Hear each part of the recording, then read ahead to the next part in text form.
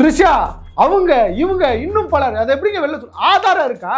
ஆதாரம் இல்லாம நீ ஒரு குற்றச்சாட்டை முன்வைக்கிறாயே, மண்டையில மசாலா இருக்கா உனக்கு? இதுல என்ன அப்படி அரிப்பு அப்படின்னா அரிப்பு கேட்குது உங்களுக்கு? சுய அரிப்பு. இதுல அசிங்கப்படுத்தி என்ன ஆக போகுது? யாரை அசிங்கப்படுத்தணும்? மானங்கட்டப்பைய வந்து கேட்டான வெங்கடாச்சலம், அவனை அவமானப்படுத்திருக்கணும்ல. அதுக்கு துணையாக நின்ற எடப்பாடி பழனிசாமி காரி துப்பிருக்கணும்ல. சின்ன அம்மா யாரு? சின்ன அம்மா சசிகலாவை கேள்விக்குள்ளாக்கி இருக்கணும்ல. இவ்வளவு கேவலமாக நடந்திருக்குதே அப்படின்ட்டு எவனும் அதை பத்தி வாயை திறந்து பேச மாட்டாங்க. நீங்களும் பெண் தானே? அம்மையார் ஜெயலலிதா இருக்கும் போது ஜெயலலிதாவுடைய முகத்தை கூட பார்ப்பதற்கு தைரியம் இல்லாத இந்த கோழைகள் கட்சியவே விலக்கி வாங்கி எடப்பாடி பழனிசாமி கிட்ட கொடுத்துருக்குறாங்க. அவருக்கு தண்ணி பழக்கலாம் கிடையாதான். அதனால வந்து சின்ன பிள்ளையா வேணும், நாங்க இதுதான் அனுபவிக்க போறோம். அசிங்கமா இல்லையா? இதை நீ ஊடகத்துக்கு முன்னாடி வந்து பேசுறிய, உனக்கு அவமானமாக இல்லையா? கூட வேற கருணாசை வேற சேர்த்துக்கிற. யார் யாரெல்லாம் இருக்காங்கன்னு தெரியலங்க. வெளியில வந்து பகுத்தறிவாளர் ஆட்டம், அந்த சமூகத்தை அப்படியே தூக்கி நிப்பாட்ட போற ஒரு பெரிய ஆளாட்டம் உட்காந்து பேசிட்டு இருப்பாரு தெரியும்ல. பாஜகவே எதிர்க்கக்கூடிய, அதுவும் அடிக்கடி நானும் கம்யூனிஸ்ட் தான் அப்படின்ட்டு பேசக்கூடிய, கம்யூனிஸ்ட் சித்தாந்தத்தை எல்லாம் பேசக்கூடிய, சாதி புத்தி கொண்ட ஒரு ஆளு இவ்வளவு கேவலமான ஒரு செயலை செஞ்சிருப்பாங்க அப்படின்ட்டு சொன்னா அவங்களுக்கு கோவம் வரணும் வரக்கூடாது. இப்போ வரைக்கும் மறுப்பு வரல தெரியும்ல. மறுப்பு வந்திருக்கணும்ல. ஏன் மறுப்பு வரல? இந்த வெங்கடாச்சலம் அப்படின்றவரு 1000 கோடி ரூபாய் சொத்து வைத்திருக்கிறார் என்று பேசுகிறார். அதனாலதான் இவருக்கு கோபம் வருது. எப்படி இந்த ஆளுக்கு இவ்வளவு சொத்து வந்துச்சு? நீ வந்து யார்? நீ வந்து அந்த ஆளுக்கு கழி ஊட்டிட்டு இருந்தால்தான். நீ எடப்பாடி பழனிசாமி இருக்கும்போது ஒரு 30 பேரை கூட்டு போய் எடப்பாடி வாழ்க, எடப்பாடி வாழ்க அப்படின்ட்டு கோஷம் கொடுத்தாராம். அப்ப எவ்வளவு காசு உண்மையாவே நீங்க பாருங்களேன். 5 கிலோ தங்கங்க, நல்ல குடி, கூத்தியா, எல்லா அயோக்கியத்தனத்தையும் பண்ணி வச்சிருக்கான். எங்க இருந்து இவ்வளவு பணம் வந்துச்சு? யார் கொடுத்த பணம்? அப்ப இந்த பணத்தை எப்படி நீ எடுத்திருந்திருப்ப? அம்மையார் ஜெயலலிதா இருக்கும்போது ஒரே ஒரு சட்டமன்ற உறுப்பினராக இருந்த எடப்பாடி பழனிசாமி, அவருக்கு எடுபிடிப்பு வேலை பார்த்தா வந்தாலும் வெங்கடாச்சலம், இவங்களுக்கு எப்படி காசு வந்துச்சு? யார் வீட்டு காசு? அப்போ இதுக்கு முன்னாடி அங்க என்ன லாபி நடந்துச்சு? வணக்கம் தோழர். வணக்கம் தோழர். வணக்கம். இன்னைக்கு பாத்தீங்கன்னா சமூக ஊடகங்கள் முழுக்கவே த்ரிஷா அப்படின்னு ட்ரெண்ட் ஆயிட்டு இருக்கு. ரொம்ப கேவலமான ஒரு விஷயத்த பேசிட்டு இருக்காங்க. கூவத்தூர்ல நடந்தது அப்படின்னு சொல்லிட்டு ஒரு ரொம்ப கேவலமான ஒரு அரசியல். எம்எல்ஏக்கள் பேரம் பேசினது, அந்த விஷயங்கள் எல்லாம் தெரியும். இப்போ அந்த ஒரு சில நடிகைகளை தொடர்புபடுத்தி ரொம்ப மோசமாக பேசிட்டு இருக்காங்க.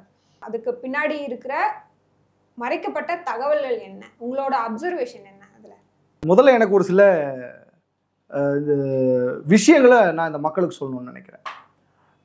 இந்த சேனலை பார்த்துட்டு இருக்கக்கூடிய பார்வையாளர்களுடைய கவனத்திற்கு அப்படின்னு சொன்னார். முதலில் ஒரு பெண்ணை பற்றி அது சரியோ தப்போ உண்மையோ பொய்யோ எதுவாக இருந்தாலுமே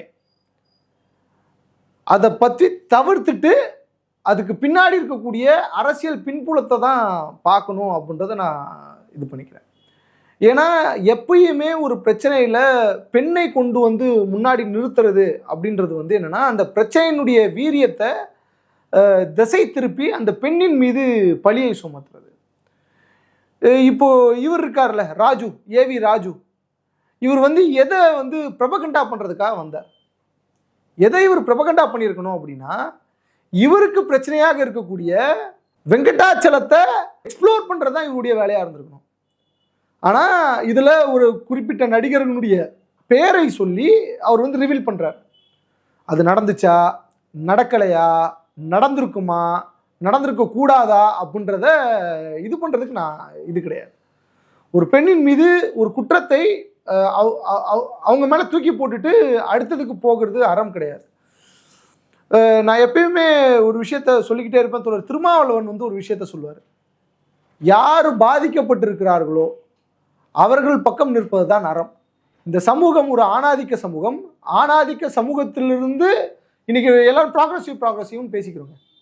சேனலை பார்த்துருக்கிறவங்களா இருந்தாலும் சரி, நீங்களாக இருந்தாலும் சரி, நானாக இருந்தாலும் சரி, இங்கே பல இடதுசாரி சிந்தனையாளர்களாக இருந்தாலும் சரி, அம்பேத்கரிஸ்டுகளாக இருந்தாலும் சரி, பெரியாரிஸ்டுகளாக இருந்தாலும் சரி, இவங்க எல்லாருமே பொது சமூகத்தில் வந்து என்ன பேசுவாங்கன்னா, நோ, அப்படி பேசக்கூடாது, அது தப்பு, அது பெண்ணுக்கு எதிரானது, அது அறத்திற்கு எதிரானது, அது நீதிக்கு எதிரானது, நியாயத்துக்கு எதிரானது அப்படிலாம் பேசுவாங்க. ஆனால் தன்னுடைய வீட்டுக்குள்ள, தன்னுடைய ஆள் மனதுக்குள்ள, அவர்களுடைய அகச்சூழலிலிருந்து பார்க்கும்போது, அகத்தை பார்க்கும்போது அவர்கள் ஒரு சிறந்த ஆணாதிக்கவாதியாக இருப்பார்கள். யார் சுரண்டலை பற்றி பேசுகிறார்களோ, சுரண்டல் ஒரு ஈனச் செயல் என்று பேசுகிறார்களோ, அவர்கள்தான் சுரண்டலை கச்சிதமாக செய்பவர்களாக இருப்பார்கள். யார் பெண் உரிமை பற்றி பேசுகிறார்களோ, அவர்கள் சிறந்த பெண்ணினுடைய உரிமையை பறிக்கக்கூடிய நபர்களாக இருப்பார்கள். நான் எல்லாரையும் சொல்றேன், இந்த மாதிரி வேடம் அணிந்து கொண்டு இருக்கக்கூடிய பலரை சொல்றேன். அப்படி அந்த கேட்டகரியில நம்ம வாழ்ந்துடக்கூடாது. நம்ம வந்து ஒரு மாறுபட்ட ஒரு தளத்துல ஒரு சரியான ஒரு அம்பேத்கரிஸ்டாக, சரியான ஒரு கம்யூனிஸ்டாக, இடதுசாரியாக, முற்போக்காளனாக, பெரியாரிஸ்டாக வாழ்றதுக்கு முயற்சி செய்கிறோம். எல்லாருமே மிஸ்டர் கிளீன் கிடையாது.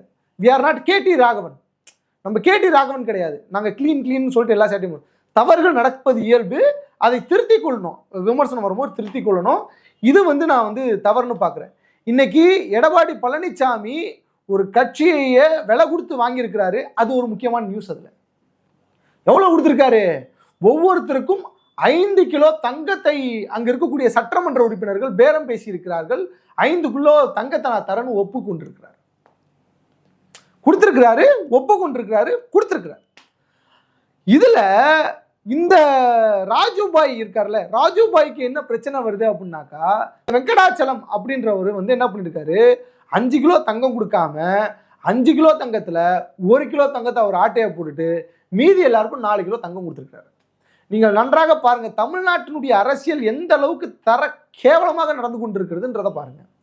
ஒரு சட்டமன்றத்தில் முதல்வராக இருக்கக்கூடிய ஒருவர்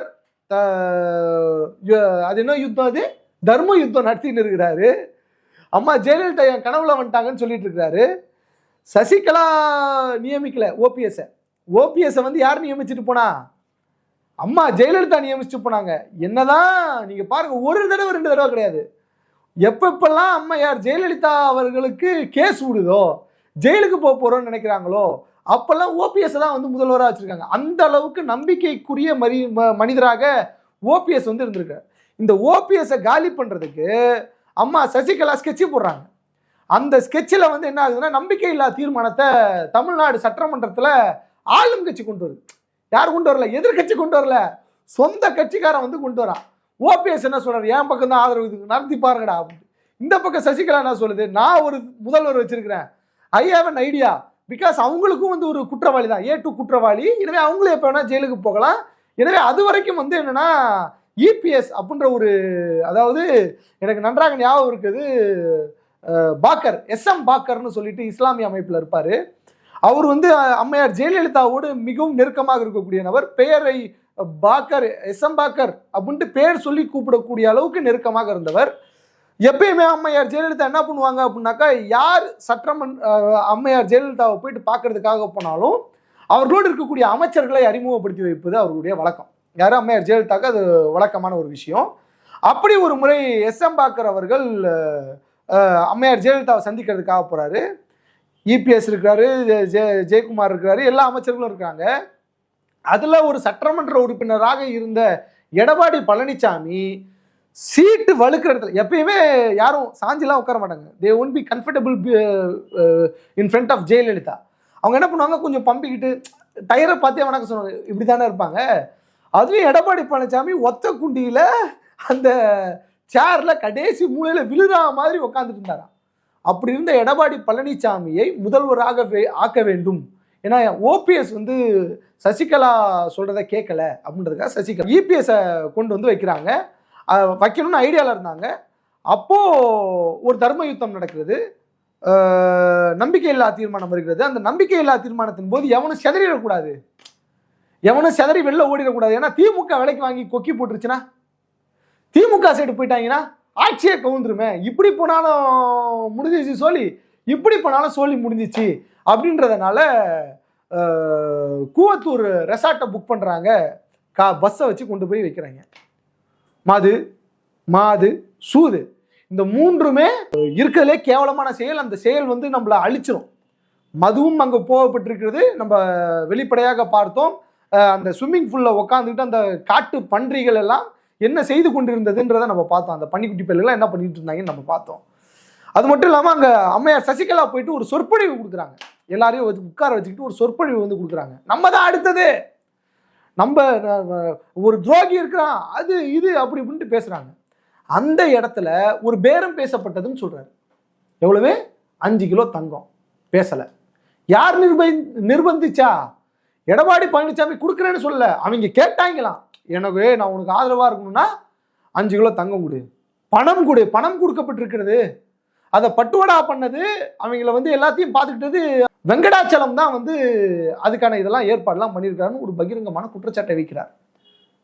அம்மையார் ஜெயலலிதா இருக்கும் போது ஜெயலலிதாவுடைய முகத்தை கூட பார்ப்பதற்கு தைரியம் இல்லாத இந்த கோழைகள் கட்சியவே விலக்கி வாங்கி எடப்பாடி பழனிசாமி கிட்ட கொடுத்துருக்குறாங்க.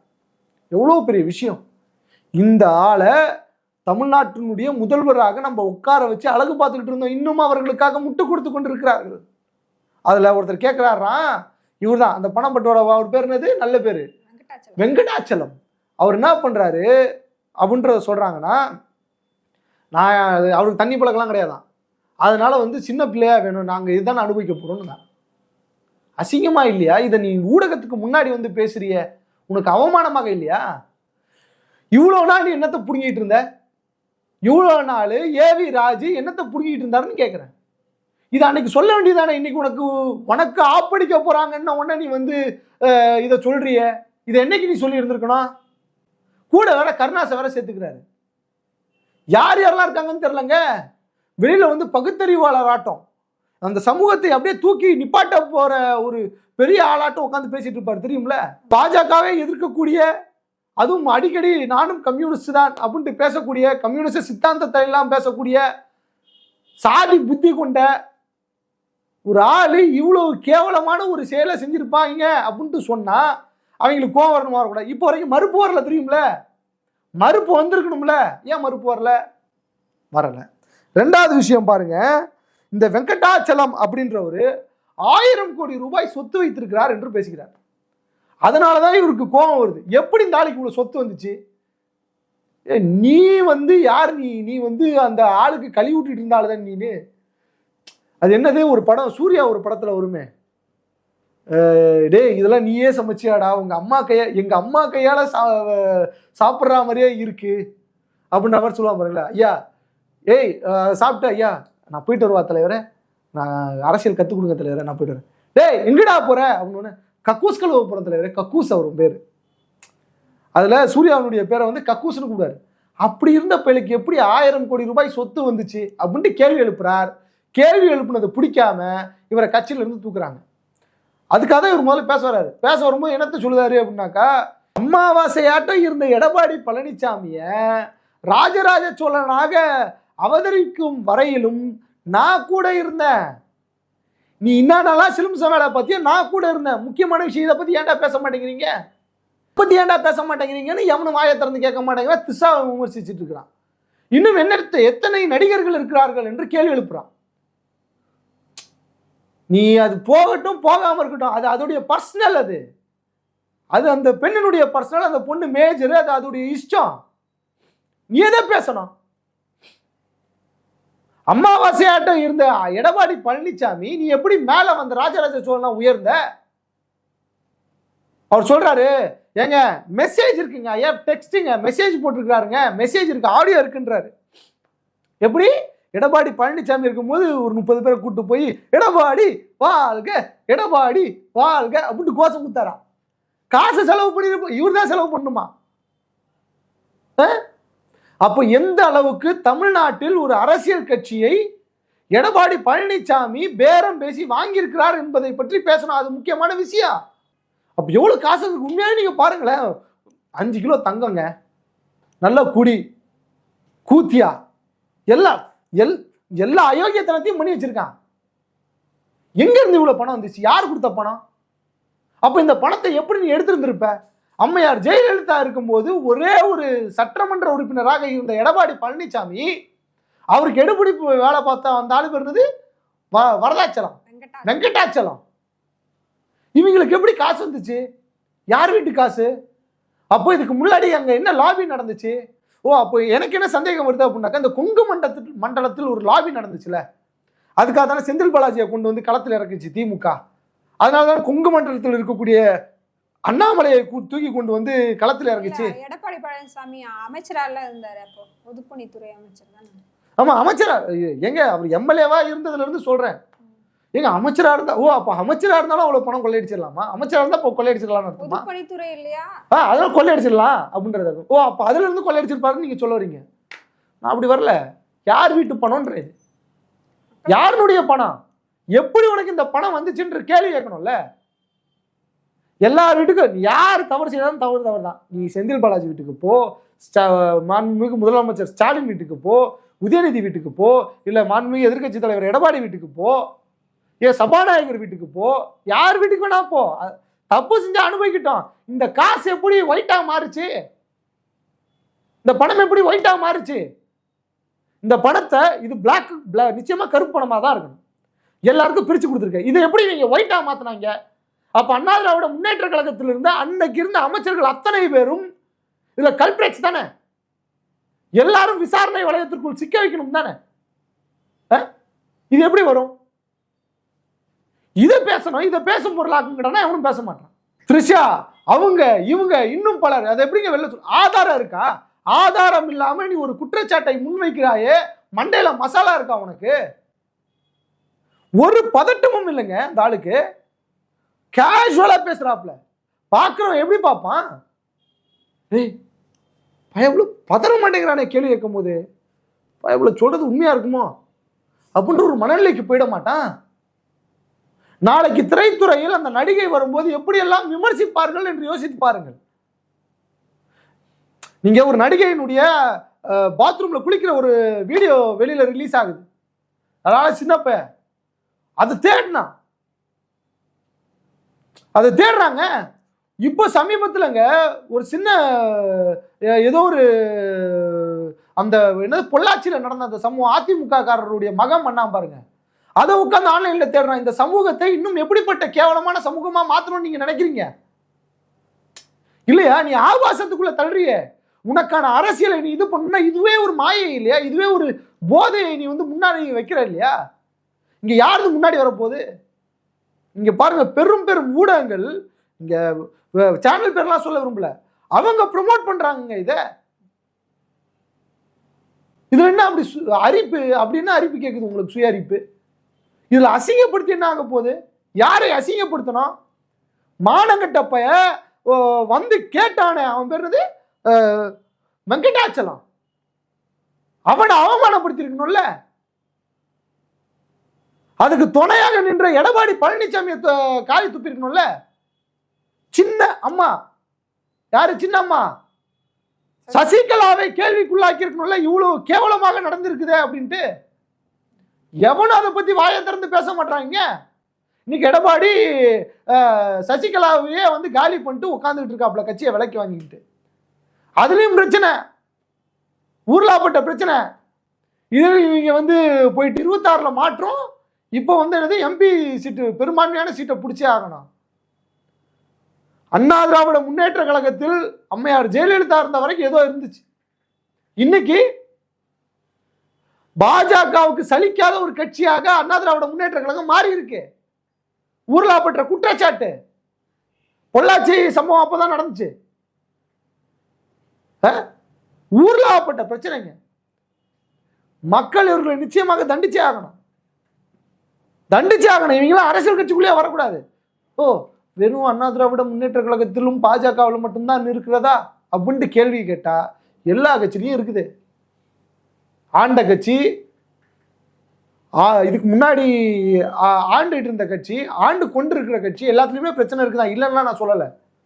பட் இப்படி ஒருத்தன் வெளியில வந்து பிரபகண்டா பண்றானே, அவன் எவ்வளவு அருவருப்பானவன். அது உண்மையாக இருந்தால் எடப்பாடி பழனிசாமி எந்த அளவுக்கு கேவலமானவர், அதை விடவும் வெங்கடாச்சலம் எவ்வளவு அருவருப்பானவன்.